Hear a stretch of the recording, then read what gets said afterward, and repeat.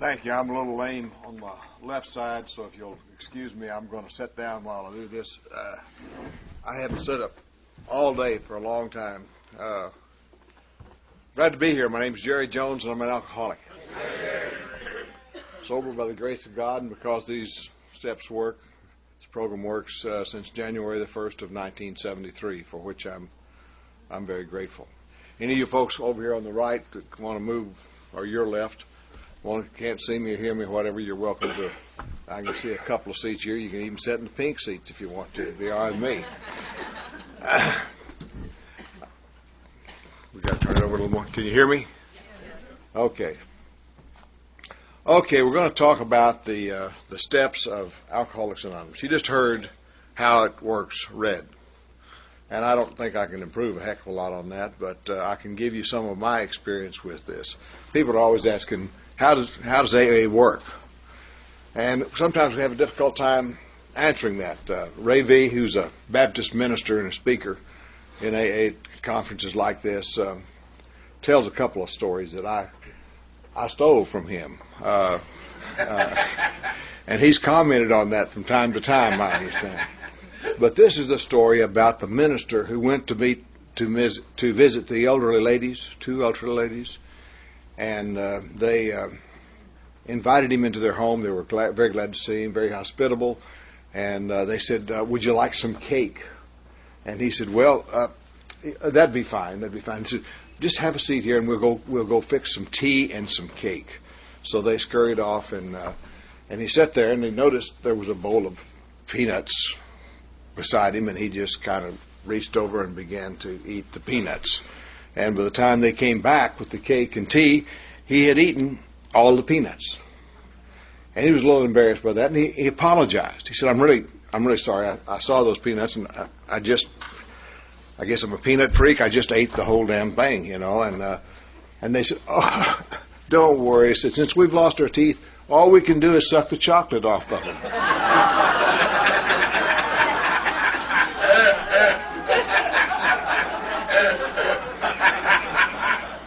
Now, that's just kind of the warm-up of the story I really want to tell. While he sat there eating peanuts, he looked over, and on the piano in the room was a condom in a glass of water. And he talked to the ladies for a while, but he couldn't get that out of his mind. And finally he said, I just have to ask about that glass on the piano. And one of the ladies said, "Oh, I'm glad you did." Said, "We were in the park last year, and we found that object right there. And it was in a little wrapper. And it said, 'To prevent disease, place on organ.' And we didn't have an organ, so we just took it out and put it on the piano. And do you know we haven't had a cold since we did that?"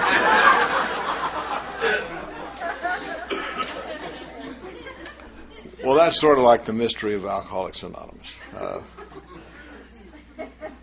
We always don't know exactly how it works, but we're blessed to be here and to know that it does work. Some of us are new here. Some of us are just getting started. And those of us that have been around for a while provide a little hope for those that are coming along behind us. And that's the way the program really works. I read recently that, can you imagine a more powerful message to a person who's suffering from any disease than a person who's recovered standing in front of them telling me exactly how they recovered? And that's how our message is transmitted from one to the other, and has been. If it hadn't worked that way, we'd all still be meeting in a gatehouse in Akron, Ohio, I guess, if there's anybody there. I read another line the other day that I think is particularly apropos here. It was written by a minister, and he was talking about miracles. And he said a miracle, one kind of miracle anyway, is the replacement of an erroneous thought with the truth. And that transforms your life and your perspective of life. And I think largely what the steps of Alcoholics Anonymous do is allow you and I to find the error in our thoughts and replace them with the truth, and we see life in a totally different way. I have a story about alcoholism that came out of my youth. I was raised out in West Texas. I was born out in West Texas and was raised there until I was about 21 up in the panhandle of Texas. We have a paddle to handle too. Y'all got one, we got one. Ours is a little bigger than yours, but that's all right. I was raised on this farm up there, and I had a dog, a bulldog, English bulldog, mostly English bulldog. I wouldn't vouch for his lineage exactly, but his name was Patches because he had little black spots on him, and he was white with black spots on him, and he was a remarkable dog. He was a hero in our community because he had engaged in a fight with a badger. Badgers are bad news for dogs. But this badger had run across the wrong dog. The badger weighed 1 pound more than Patches. We know because it took about 2 hours of fighting him. He finally killed that badger, and we weighed them both. And he outweighed Patches by 1 pound. And everybody in the community knew about Patches and his fight with the badger, and he was a hero in the community. And he had no problems. He was well loved. He was petted. He was fed. He was admired. Had no competition whatsoever in the barnyard. He was just, king of the walk. And this particular morning, he was in the yard, minding his own business, and into our yard walked a big boar hog, neighbor's hog, ugly hog, long yellow tusk, ambled into our yard. And Patches had certain characteristics. When he made decisions, he made them very firmly. And he decided to get hold of the hog. And he went sailing out there and got hold of the hog. And the hog began to squeal, and he was barking and growling. My dad came running out of the barn to see what was going on out there, and he began to go out and kick hogs and dogs and cuss. And I saw my dog was in a lot of trouble, and I went sailing into the middle of that fray. My mother saw her little kid getting in the middle of this chaos that was going on in the barnyard, and she came running out to get in the deal. Everybody in the barnyard had a problem. We all had a problem. There was a common solution. Patches turned loose of the hog. Let him go. Well, Patches didn't choose to do that, and the hog finally drug him alongside the barn, and he had to turn loose. And when he did, my dad caught him. He grabbed him up, and he was snapping and snarling, and he was angry, and he was wanting that hog.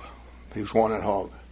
And Dad took him over to a water hydrant. The hog had slashed him on the side of his neck with one of his tusks, and Dad sent me to the barn to get some pine tar to put on there to stop the bleeding. And we stopped the bleeding, and we ran cold water on him, and we cooled him off, and there was peace in the barnyard. And we turned Patches loose. And Patches went right back and got hold of the hog again. And it was the same deal. It was squealing and barking and kicking and cussing, and mother wringing her hands and me trying to get my dog, and chaos reigned in the barnyard. And Dad caught him one more time, drug him back there, and this time we chained him. We committed him. We chained him to the water hydrant. Dad got in the pickup and removed all temptation by driving the hog away. I was given the job of being his counselor. I sat next to him and petted him and soothed him and asked him deep and penetrating questions like, Patches, did you ever have a good day getting hold of hogs? Does your family object to your getting hold of hogs? Do they taste good? Why would you want to attack something so much bigger than you are? And in about 2 hours, I had cured him. He was laying on the ground. He wasn't tugging at the chain anymore. His tongue was hanging out, and he had that little smile on his face like bulldogs get when they get their tongue out. And he was looking around, and so I went to see my dad, and I said, "Dad, we can turn Patches loose. He's cured." And Dad said, "Well, I've had a little trouble with him this morning. I'm going to check him out." So Dad checked him out, and he said, yeah, I think he's okay. And so we turned him loose. He had to go 2 miles to find the hog, but he got him one more. Now, some of you can identify with one of the more of the players in that. I guess I was the first hoganon in West Texas. And it wasn't hogs at all. It wasn't hogs at all. Because he switched to cattle trucks just a little while later, and he just caught one of those. And we have a lot of people in this world who catch hold of cattle trucks. A lot of them are catching hold of hogs, but they move over to cattle trucks, and they just don't get back. And we don't have any solution whatsoever, none, to make it possible for us to catch hold of cattle trucks. We do not know how it's possible to allow us, once we become alcoholics, to drink again with any degree of safety whatsoever. We had a deal at my first AA group. And our deal was if anybody went out and drank and found out how they could do it successfully, they had to come back and describe it, post it on the bulletin board so we could all do it if we wanted to. Nobody posted anything on the bulletin board. Lots went out. Some came back, some never did. So we have a really difficult kind of condition that we deal with. It's complicated by the way the sufferer reacts to his own disease. Everybody knows he's got the problem except him. And he's blind to his own problem. He defends his illogical and erroneous actions. He lies about them. I lied about them. I was defiant. My deal was, if you want to talk to me about the way I drank, you better be willing to discuss the worst thing I know about you, because we're going to get it all out on the table. And I'm not going to change one damn bit. I'm going to drink just exactly what I want to drink when I wanted to drink it. Now, there were people like my boss or bosses, when they talked to me about it, I was a little more subtle in the way I dealt with things. I rationalized. Actually, if you had a wife like I had, you might take a drink too. Now, that was when my wife was on me, I would say to her, actually, if you had a job like mine and all the pressures I have, you'd drink too. I rationalized, I justified, I hid my problem from myself as long as I could. And we see that happening all the time. Now, we lived, why did we drink? Why was alcohol good for us? I don't know why you liked it, but to me, it kind of chemically altered reality. I could have a bad day and have a few drinks, and it wasn't so bad. What the hell? Let's have another drink. And another drink and another drink, and after a while it wasn't bad at all. And then it got bad again. But by then I was through with the first problem, but it was always back the next morning. But that's why I don't know why I liked to drink as well as I did, but I just loved it. I liked to be intoxicated. I liked being irresponsible. I was responsible a lot, but then I could take little vacations from responsibility and be irresponsible, and I really liked that very much. But I hid behind my disease, and I can look back on my life today and cannot imagine why in the world I couldn't realize and see I had a problem. I drank mostly at home. And I drank in pretty good quantities toward the end. I drank at least a quart of whiskey every day.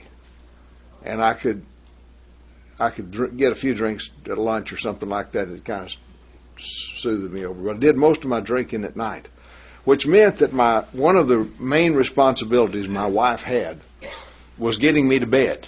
It was really important that I rest after I'd had a quart of whiskey, and it was her job. It was her job to take me and put me to bed. I didn't always stay in bed. There were actually times when she put me to bed without taking me to the bathroom. And then I would get up and wander around the house and look for the bathroom. It's not always easy to find the bathroom. Have you ever noticed how much closets look like bathrooms? You can see how that easy to make a mistake doing that. And I smoked. I was an automatic smoker. I would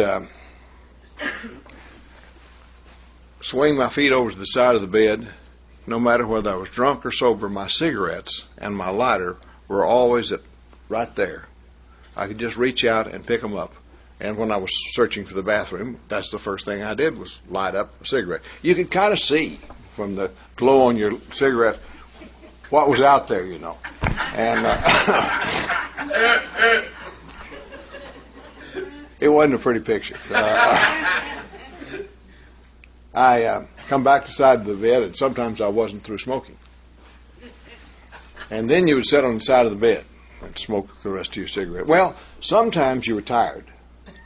Often I was pretty tired. Drinking made me tired, I guess, and I would kind of lay back on the pillow and finish my bed. And one night I woke up, and there was a pretty good sized fire going on my side of the bed. And we got the fire put out. The bed was pretty well ruined by the time we got the fire put out. It's very difficult to explain that. The best explanation I've ever heard for that is just to tell them you think the damn thing was on fire when you got in there.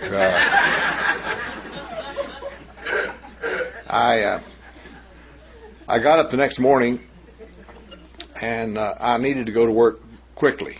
I needed to get the hell out of the house as quick as I could. I shaved, I showered, I got out of there. And as I went out the door, I told my wife, buy any kind of bed you want. Buy any kind of bed you want. Don't worry about cost, just buy any kind of bed you want. And I went to work, and I came back to have a few drinks and relax a little bit in the evening, and there was a letter from my wife to me. She was there, but she had written me a letter. Seemed very strange to me, but I read the damn letter. And the letter said something like, Jerry, I have been talking to you about your smoking and drinking for a long time. Now you've got to do something about your smoking and drinking. I can't go to bed at night without worrying about my life, the lives of our children, and even your life. You've got to do something about this. And I did, because I was responsible. I told you that. I quit smoking. I just quit smoking. Never crossed my mind to moderate or change the way I drank. I went to, a few months before I quit drinking, I went to the doctor. My firm required me to have all the employees to have a physical every year. And the year before, the doctor had told me that my liver tests were not good. That he said, do you drink? And I said, yes. And he said, how much? And I said, pretty good. And he said, well, you really need to moderate. Some people can drink, some people can't. And you've got a bad liver problem here. So I didn't do anything about that, of course. I just drank like I always drank. And I went to the doctor, and the next year, and he looked at me, and he ran the test again, and he called me, and he said, see, I want to show you this test, this graph. He said, your test is off the chart. You're in serious trouble with your liver. Now, you got to do something about your liver. Now, what I want you to do is not drink anything at all for 10 days and return, and we'll repeat the test. Well, I left his office and had absolutely no intention whatsoever of ever going back. I wasn't going to quit drinking. Why in the hell would, if I quit drinking and went back and it was better, he's not going to let me drink anymore. If it was worse, do you ever heard of a doctor who had a patient who had bad liver problems, said drink a quart of whiskey a day? Hell no, they're not going to tell you that. That was a no-win situation for me. Why would I want to go back to that? Now that's just kind of the insanity that lived in my life. That's kind of the insanity that persisted in my life until I reached a place in my life where I couldn't go on. I reached the place that they talk about, the dilemma of the alcoholic in the big book, where I had a choice. I could either go on trying to blot out my life, which was unacceptable to me, or I could try to do something about it. And I decided to try to do something about it. I decided to try to quit drinking, something I'd promised I would never do in my life, but I decided I would try to quit. And I tried 2 days. 2 days I was without alcohol. I don't know how you were when you quit drinking, but it surprised me. If you're doing something bad for yourself, you'd think when you quit, you'd start getting better. It didn't happen for me. I was unable to sleep. I don't know whether anybody else had that problem or not. I was always in the wrong place. If I was outside, I ought to be inside. If I was inside, I ought to be sitting down. If I was sitting down, I ought to be laying down. If I was laying down, I ought to be up walking around outside. And I mean, I'm just moving and grooving quick. And it's driving me crazy. I can't think about but one thing in the world: alcohol. My body, all my body was sending messages to my brain and says, we need a drink. You've forgotten something today. Get it down here right now. We need it. And so I did something else I promised I would never do. I called Alcoholics Anonymous. And I reached a very unsympathetic woman on the other end of the line. I told her I was having a little problem quitting drinking, and she said, when do you drink? And I said, well, mostly in the evening. And she said, well, you need to go to a meeting of Alcoholics Anonymous every night. And I said, oh, I couldn't possibly do that. I'm a busy, big-time lawyer, and I just wouldn't have time for that. And she said, didn't you say you'd been drinking every evening? I said, yes. And she said, well, we're going to quit that, aren't we? So you're going to have some free time.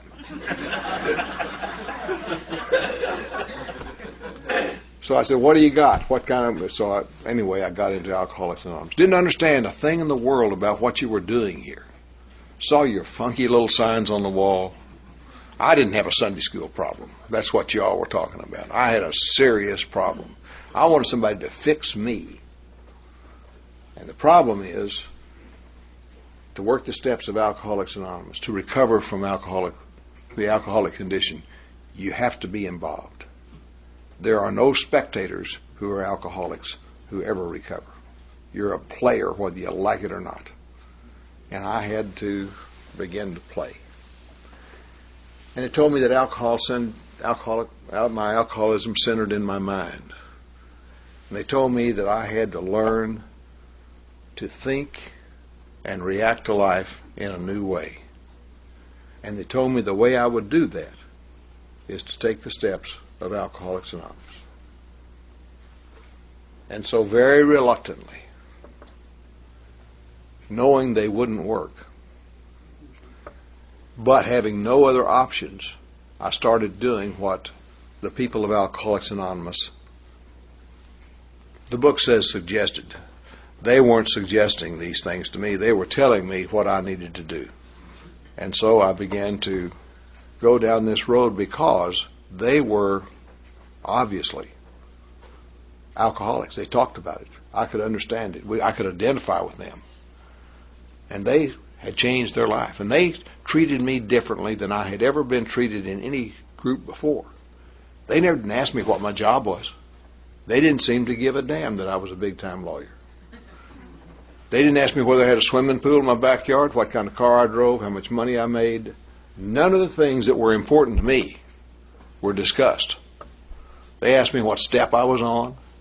They asked me if I had a sponsor. They asked me all these questions, and they did things, strange things. They stood up in meetings and did some of the strangest damn things I ever saw in my life. They talked about the worst things in their life, the terrible things that they had done, things that had happened to them, and the audience would just laugh like hell every time they told one of it. The most inappropriate sense of humor that I had ever seen in my life. Well, I'd done a couple of things I thought were kind of cute, so I thought, well, hell, I might tell them. And so I told them, and they embraced me.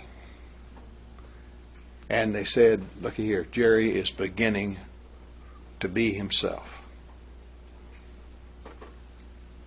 And that's what it's all about. To be yourself. You can't start from anywhere except where you are right now.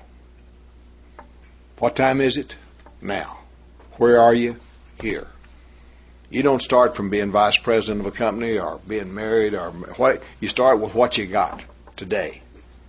And you begin to work through that. And that's where the program takes you. You start off, it positions you exactly where you need to be with the first step.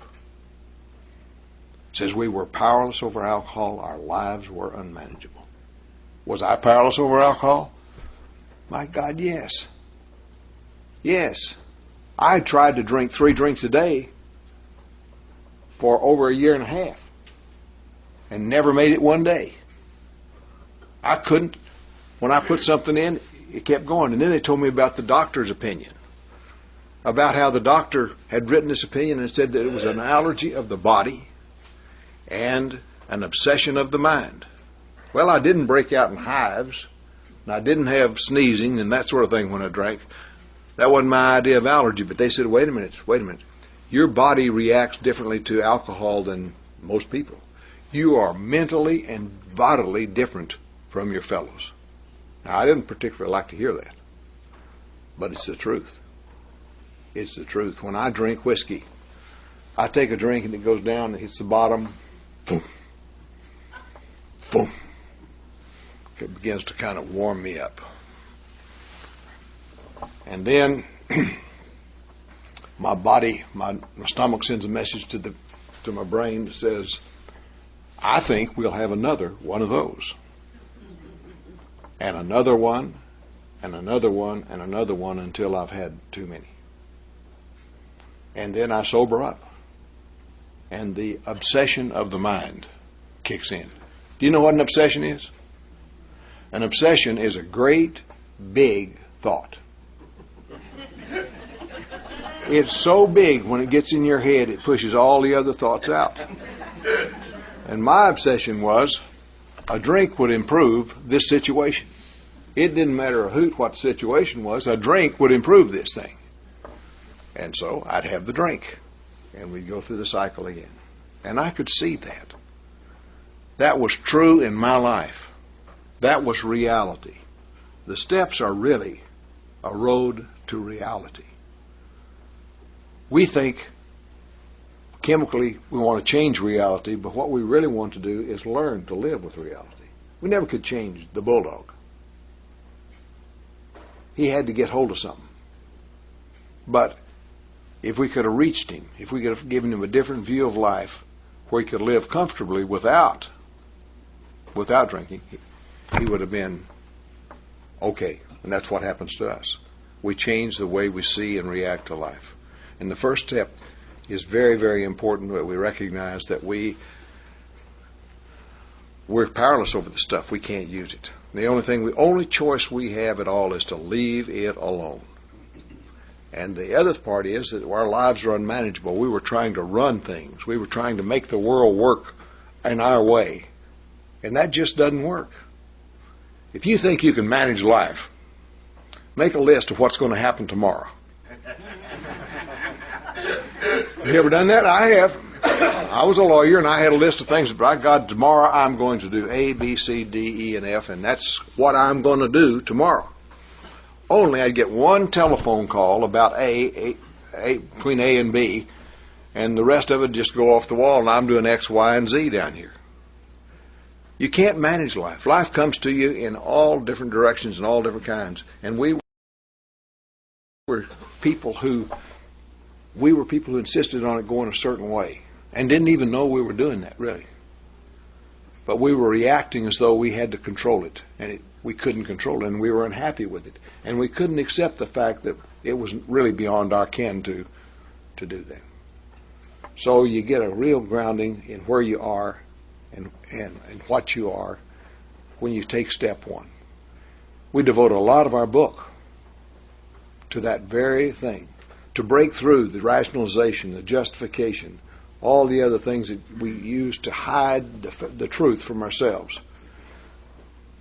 And we have to get through those things, and you have to get all your reservations. I never sponsored anybody in my life that I didn't, and I was sponsored this way.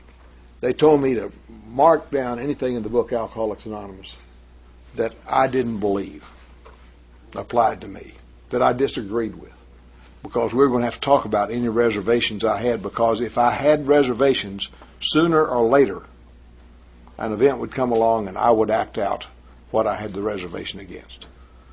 So I had to break down my defense system so I could accept I am who I am. And that's the greatest freedom on earth, to be who you are, living inside your own values. Can't touch me with a 10-foot pole when I'm in that situation. What are you going to do to me now? What are you going to do to me now? So I began to do some other things. Now, I had a real problem with step 2. Step 2 has some concepts in it that are difficult for me. It said I came to believe that a power greater than myself could restore me to sanity. Came to believe. Believe. I've been to a lot of churches. I had been to a lot of churches. I had talked to a lot of ministers. I had read books. I had been looking for God all my life. And the second day I was sober, I picked up the little 24-hour day book to see what those AA and A people were doing, because I was very quick and having a hell of a lot of problems going on, and I needed some help. And it said I was going to give my drinking problem to God this year. I can't tell you how disappointed I was in that statement. How are you going to give something to somebody you can't find? And I asked ministers, bright men and women, how do you get this thing? And they said, you have faith. You have faith. Did you ever try to have faith? I've sat in chairs and decided I'm going to have faith.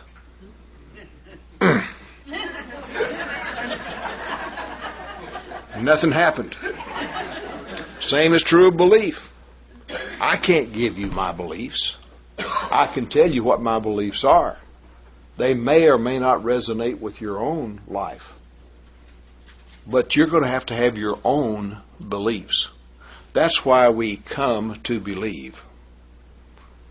I came to believe certain things in Alcoholics Anonymous.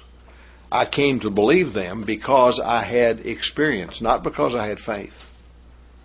Not because I came with faith. Some people may, and it's wonderful if you can, but I didn't. I was as nearly agnostic as you can get. And I came to believe certain things because I observed things happening in Alcoholics Anonymous, and things were happening to me which made me believe. I believe that, faith without proof is gullibility. But I told them in the beginning, I don't believe all this stuff. And they said, we don't care. We don't care whether you believe it or not. We don't care whether you have faith or not. What we're going to do for you is we're going to tell you to take certain actions. And if you take them with honesty, open-mindedness, and willingness, you will have your own personal experience. And you will believe. We don't know exactly what it'll look like. We don't know exactly what it'll be, but it'll be better than anything you've ever had in your life. So that started me on belief.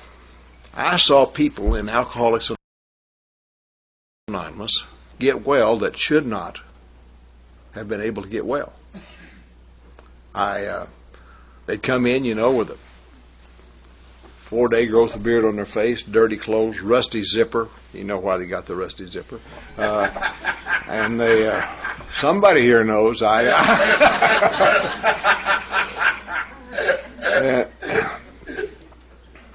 this guy's not going to make it.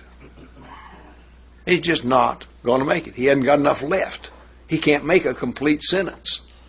He starts telling you about one thing and it drifts off and it's something else before he gets through with it. He's not going to make it. And he hangs around Alcoholics Anonymous for a while, gets a shave, a new pair of pants, some clean clothes, takes a bath, and emerges from that horrible state that he came in as a decent, God-fearing human being. How'd that happen? How did that happen? Something here is working. I sat in rooms like this and got caught up in what was going on.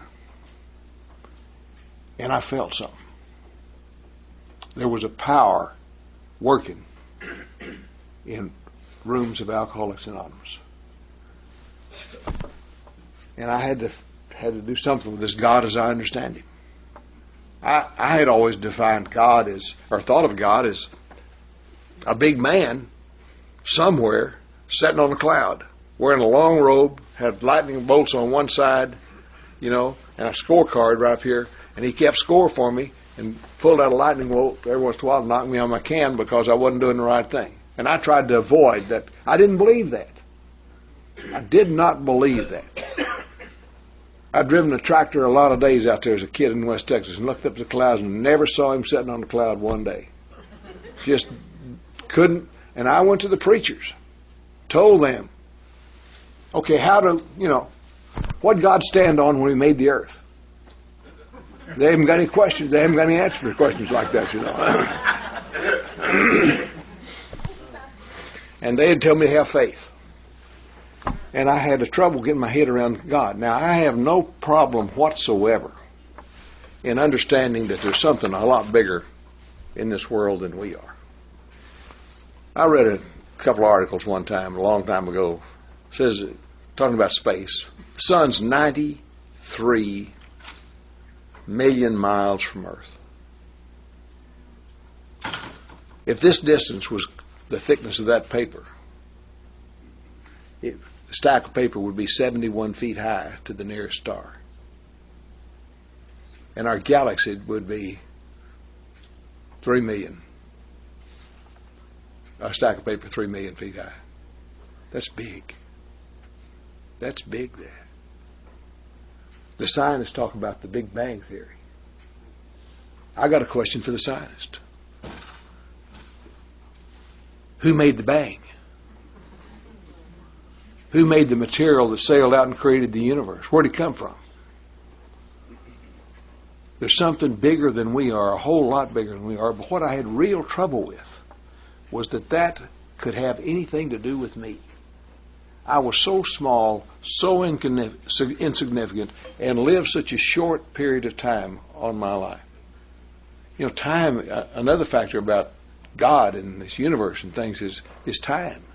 We manufactured time, but Michener in his book, the Centennial book, talks about the old Rockies. There were some ancient Rocky Mountains near the same place where the new ones are, and they were 10,000 feet high, according to the scientist, and they just wore away. And he says, "How does that happen?" And he said, each million years they lost 250 feet, which meant that each 1,000 years they lost 3 inches, which meant each year you couldn't even measure the wear and tear on those mountains. So yeah, there's something bigger than I am. Yeah, there's a power greater than myself. But could it have anything to do with me? But in Alcoholics Anonymous, I saw it having to do with people. I saw people getting well. And so I defined God It's whatever works in Alcoholics Anonymous. Whatever kind of power there is in Alcoholics Anonymous. And you know, I still think that. That's the most direct experience I've had with the power. I don't at all want to make light of anybody else's experience. I had no conversion experience in the sense that I went up to the front of the church and they asked me after I'd gone to the front of the church, because I thought that was where it was going to happen. They asked me, "Jerry, don't you feel different?" And I said, "Yes, I did." I was more disappointed than ever because nothing had happened to me. Now, it happens to some people. It happens to some people. I really believe that. It just didn't happen to me because I was demanding. I had set up standards that God had to meet. It just doesn't work that way. It works only when we meet the standards the universe has set for us to meet. And that's where I missed the boat for so long. It wasn't in sprinkling and dunking and things that they did. I'd done all those things have been done to me more than once. Nothing ever happened until I got in a chair in the middle of a bunch of drunks and I saw some power working in their lives and felt it beginning to work in my own. And then I came to believe. And when you come to believe, then you look back at what all these other folks have been talking about all these years and you can say, yeah, that's right. They're right. Bill says in the book, you know, how many people in this world are helped by their religions. They go back to their religions. They're involved in their religions, and they're happy in their religions. I've never fit in a religion very well because I'm kind of a mongrel. I just don't quite find a spot for me. Alcoholics Anonymous has been my spot. But it's not the only thing I've studied or read or done since I've been in the program of Alcoholics Anonymous. I've gone back over those same books and to the same ministers, and I've talked to them. I've talked to ministers who said, you know, I've been to some of those Alcoholics Anonymous meetings. My gosh, if we could get that going on in our church, it would be something great. We could reach a lot of people. People really transform their lives in this. And the book talks about how we're reborn. I don't know how that word ever got left in the book with a bunch of agnostics and atheists like we have, but somebody let it slip through. The preachers talk about being reborn all the time. But we're changed at a depth, foundations of our mind. If we really involve ourselves, if we do the things, you know, back on step one there, back on how it works. Did you ever go through that? We read that thing so many times. Y'all don't. You read an abbreviated version, but we read it so often in my part of the country that we kind of get immune to hearing it. We don't really think about what it's saying. Think about what they're asking us to do in there. It requires thoroughness. It requires honesty. It requires willingness to go to any length to get sober. It requires fearlessness. You know, you got to take a chance. What a chance are you taking? Not much of one. Because you can have your misery back any day you want it. But you've got to be willing to risk a new idea. There's no easier, softer way. We give up our old ideas. That's what a lot of our program is about, is to finding out what, first of all, you don't even know what they are. And then when you find them out, you hang on to them because you think they've worked, but they haven't. So you have to get a new frame of reference for this. It says half measures of Basil snuffing. Now that's a kicker right there. If you do half of this thing, you ought to get 50%, right? Not a deal. 0. Half measures get you 0. So it requires a real deep dedication to find your bottom, to find where you are, who you are, and to take a good look at your spiritual life. And that's another thing. We talk about this being a spiritual program. What is spiritual? What is spiritual? Spiritual is never anything that you can see. Never anything you can see. It's love. It's kindness. It's goodness. And it can be always discovered because the more you try, more you give away of it, the more you have of it. As opposed to material, I chased material things a long time. I was big on material stuff. But it has no lasting benefit to you. You just get it, and it's gone away. I remember when I first started practicing law, I had to ride the bus to work. I did not like to ride the bus to work. And I knew just as soon as I could afford 2 cars, everything was going to be all right. And I ultimately got enough money together to buy another car. And so I would take my car to work. You know, I hadn't had that second car a week until I came upon a great truth. Wrong kind of car. I needed a bigger car, a better car, a different kind of car.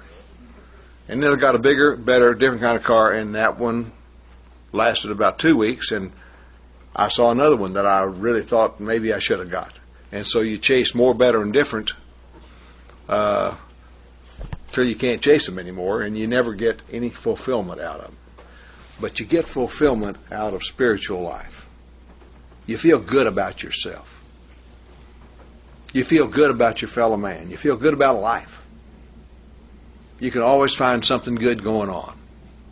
And that's what the spiritual life is all about for us. We need to engage in that spiritual conduct. We're headed toward a spiritual awakening. And these are just the first few steps that we take along the way. Well, we're going to stop here now and switch over to take a few minutes break, and we're going to switch over and do 3, 4, and 5. So I'll see you back here in about 20 minutes. Okay. Well, as we finish the 12th step, finish how it works, the part we usually read, it says we're convinced, A, that we're alcoholics, and B, that no human power can help us, and that God could and would if He were sought. And step 3 says we made a decision to turn our will and our lives over to the care of God as we understood Him. This carries forward some of my reservations about God, as you can imagine. This sounded an awful lot like the altar call that I heard in a lot of churches. And it is the altar call that you hear often in churches, I believe.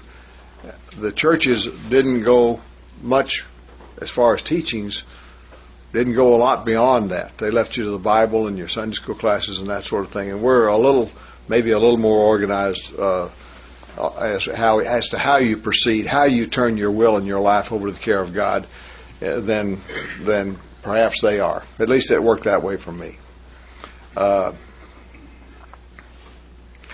Remarkable things happen at step 3.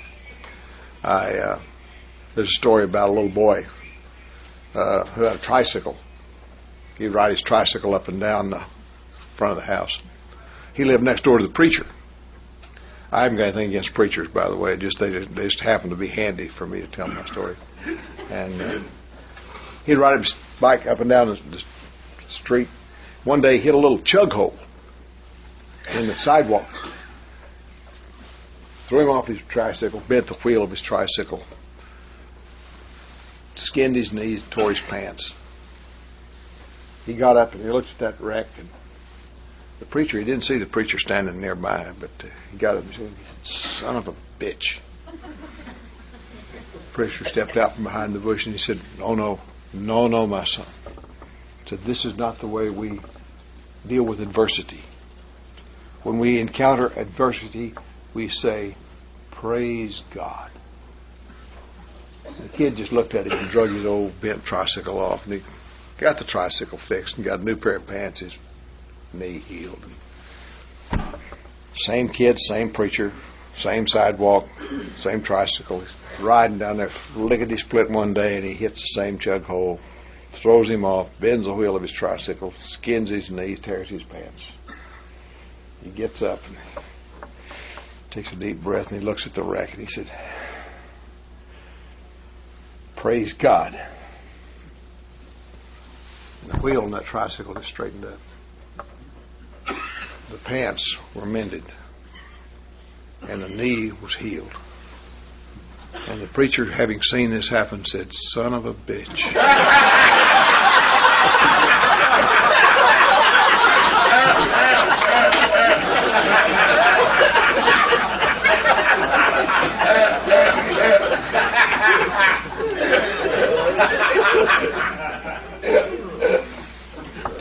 Our book says that to take this step, the first requirement is to be convinced that a life based on self-centeredness can hardly be successful.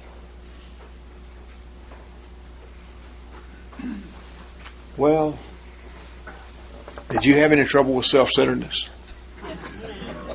I didn't. I started reading the big book after maybe a week in Alcoholics Anonymous, because people were always quoting it to me. And I'm not going to be quoted to unless I know what the source is really saying about things. So I read the thing just to be sure that they were giving me straight scoop. And they were. But when I hit that page over there that said selfishness, self-centeredness, that we think is the root of our troubles, I skipped the rest of that page and went on to the next page. Why should I read about your problems? I am neither selfish nor self-centered, and there's no need for me to pay attention to this kind of nonsense. I give money to the church. I support a family. God knows I'm generous to a fault with my wife. I could not ever be considered selfish or self-centered. And so I had a little trouble with this concept. I didn't find self-centeredness quickly. I had to begin to see it in my own life as I heard it described in your lives, in meetings.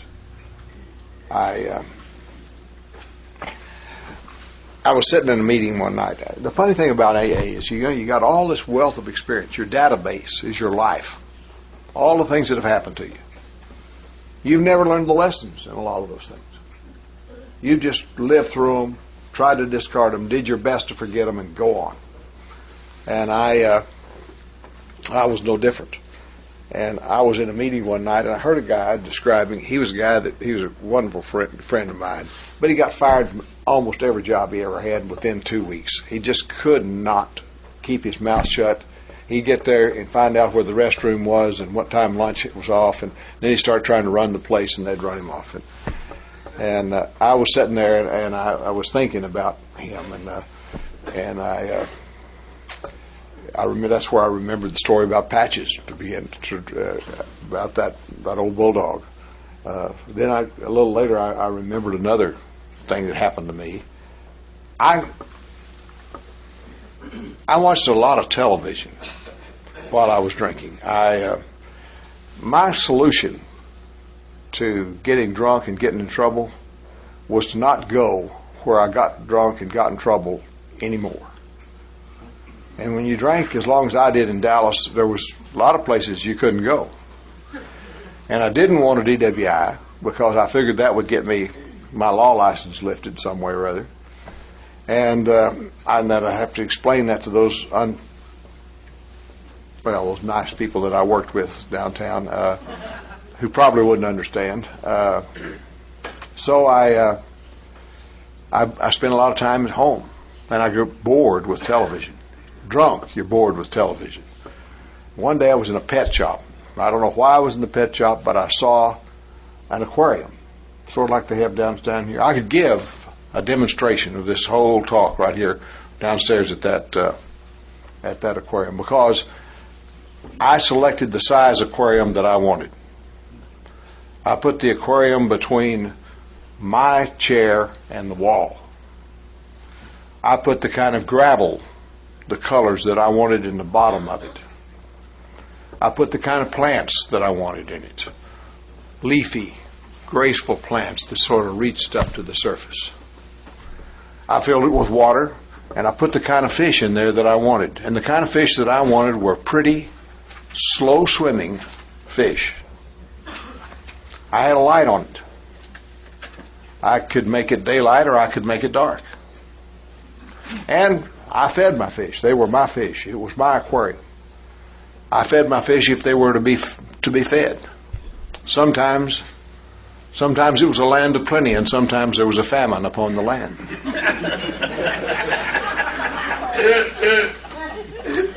It was an idyllic place. I could sit there and look at those fish glide around that water, and I just loved watching them. It was a perfect world.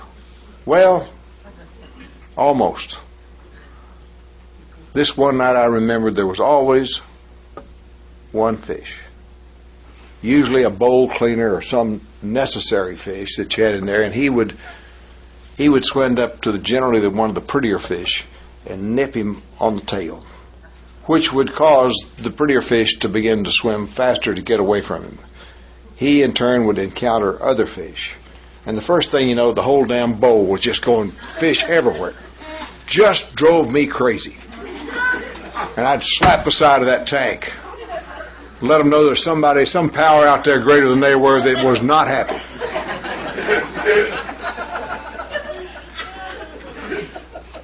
I gave them 3 chances, 3 claps of thunder. And I realized there were some fish that were unfortunate. They seemed to have been born that way.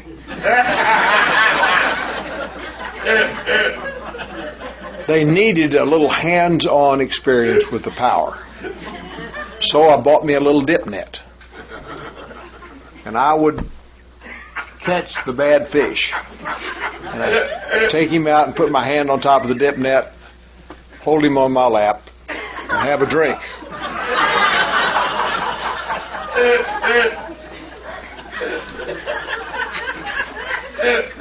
When they get still, I would flip them back in the tank.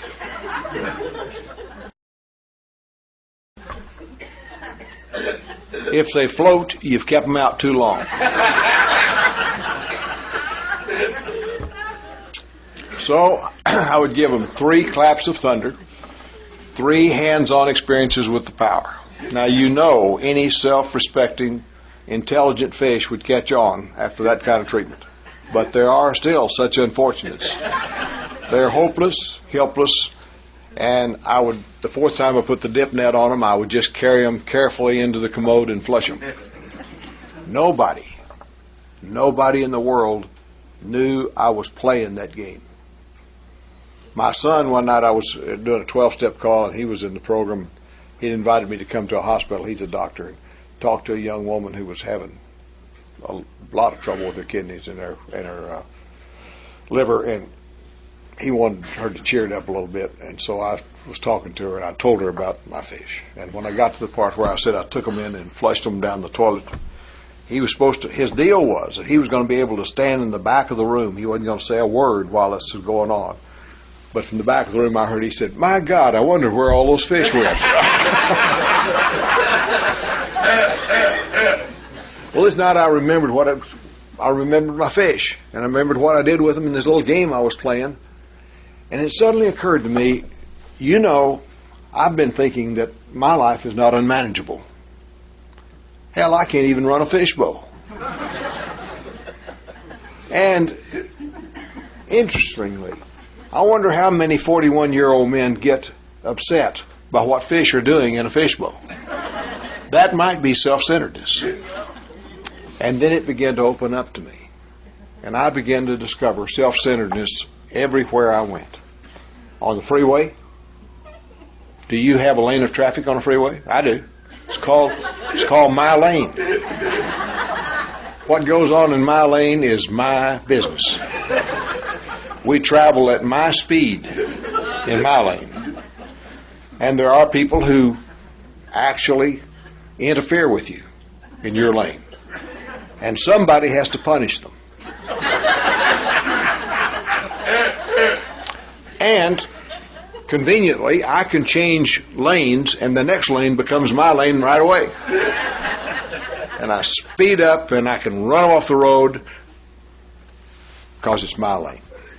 Or if I go to a stop sign and I'm in the right lane or want to turn right and some fool's in front of me who just sits there. Just sits there. Doesn't turn right, what he could. Then just drives. Why wasn't he in the left lane? So that I could turn right where I wanted to turn. And I took things very seriously. I didn't realize how many hours a day I spent in my head with this self-centered concept. It's incredible. Self-centeredness, I believe. My wife one time said this. It was her original thought, and it may be right. She said, I believe that insanity is total self-centeredness.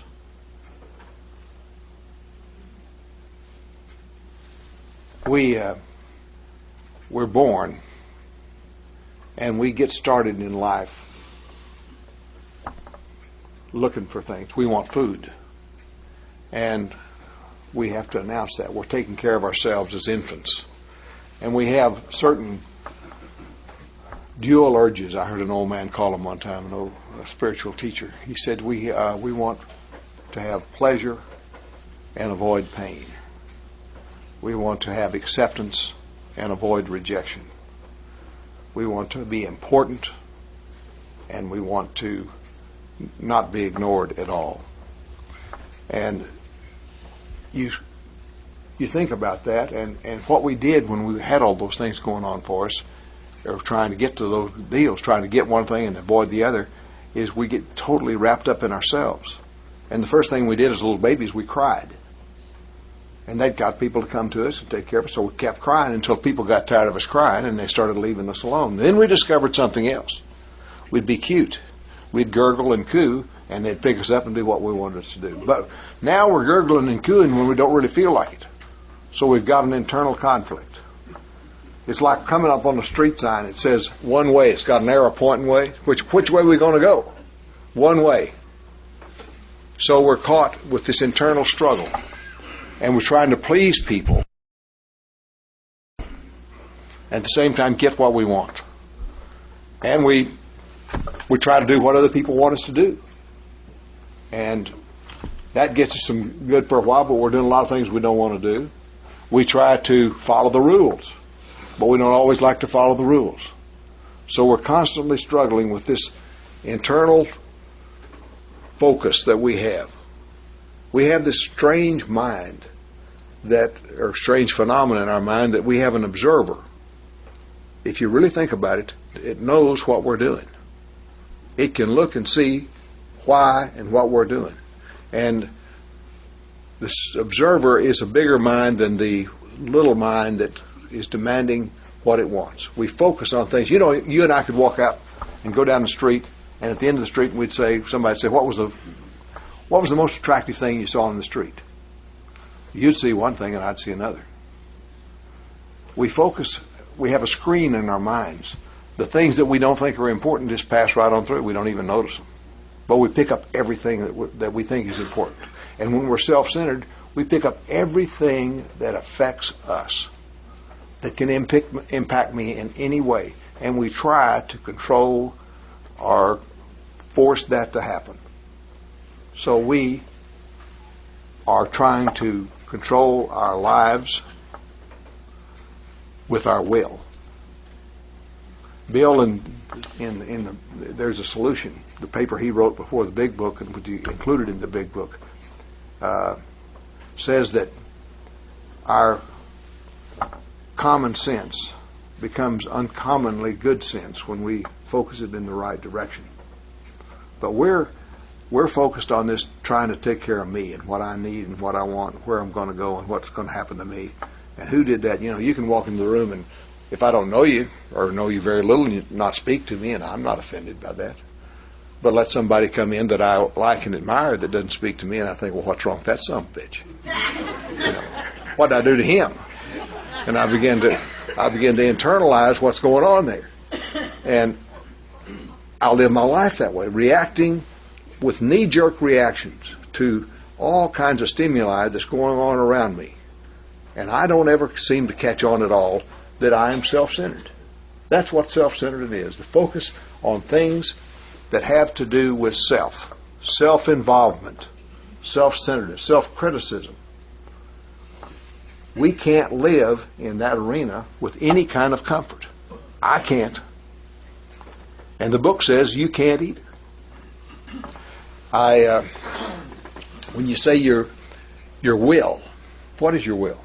That's your want to.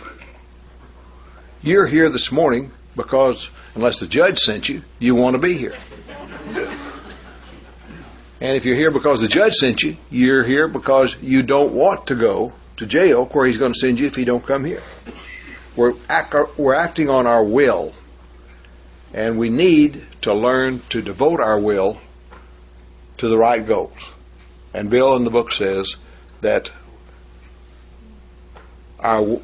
we devote our will to God's will. That's the proper use of the will, is to try to determine what God would have us be. God would want us to be. Our lives, what are our lives? Well, our lives are what's going on around us. That's that thing you can't control. That's the bad fish nipping you on the tail.